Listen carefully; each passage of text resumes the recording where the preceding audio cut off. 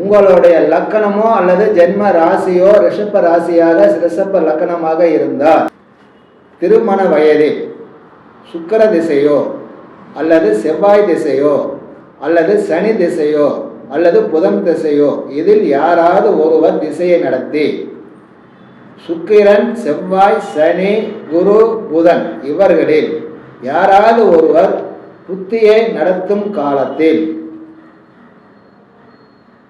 உங்களுடைய பிறப்பு ஜாதகத்தில் நவாம்ச ராசி கட்டத்தில் இருக்கும் சுக்கிரன் அல்லது செவ்வாய் அல்லது குரு இவர்கள் ராசியில் கோச்சார குரு எந்த வருடத்தில் வந்து அமர்கிறாரோ அந்த வருடத்தில் நிச்சயம் திருமணம் நடந்தே தீரும். இது சத்தியம். உங்கள் பிறப்பு ஜாதகத்தில் ராசி கட்டத்தில், அதாவது நவாம்சத்தில் இல்லை, ராசி கட்டத்தில் 1ஆம் இடத்துல 7ஆம் இடத்துல 10ஆம் இடத்துல எந்த கிரகம் உட்கார்ந்துருக்கோ அந்த கிரகம் தசையை நடத்தினாலோ புத்தியை நடத்தினாலோ நிச்சயம் திருமணம் கூடும். அல்லது 1ஆம் அதிபதி 7ஆம் அதிபதி 10ஆம் அதிபதி திசையை நடத்தினால் அல்லது புத்தியை நடத்தினால் கோச்சர குருவும் கரெக்டாக வந்து அமர்ந்தால் நிச்சயம் திருமணம் நடக்கும். தென் திசையிலிருந்து அதன் அதிபதியான யம தர்ம ராஜாதான் உங்களுக்கு கணவனையோ மனைவியோ அனுப்பி வைப்பார். அவர் எப்படி இருப்பார்?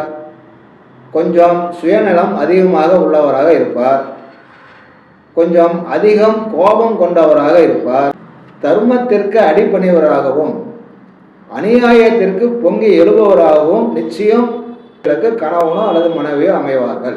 திருமணம் எந்த மாதத்தில் நடக்கும்? வைகாசி மாதம், ஆனி மாதம், கார்த்திகை மாதம், பங்குனி மாதங்களில் ஒன்றில் திருமணம் நிச்சயம் நடக்கும். சரி, எந்த திசையிலிருந்து மனைவியோ அல்லது கணவனோ வருவார்? தென்மேற்கு அல்லது வடமேற்கு திசையிலிருந்து நிச்சயம் வருவார். என்ன கிழமையில் திருமணம் நடக்கும்? புதன்கிழமை, வெள்ளிக்கிழமை, ஞாயிற்றுக்கிழமை. இந்த கிழமைகளில் ஒரு கிழமையில் திருமணம் கூடும். உங்களுக்கு அமைய போகும் கணவனோ அல்லது மனைவியோ அவர்களின் பெயரின் எழுத்து என்னவாக இருக்கும்? Y, U, N, M, S. இந்த ஆங்கில எழுத்துகளில் ஒரு எழுத்து உங்களுக்கு வர வேண்டிய கணவனுக்கோ அல்லது மனைவிக்கோ முதல் எழுத்தாக நிச்சயம் இருக்கும். வணக்கம், விடைபெறுகின்றேன் நண்பர்களே.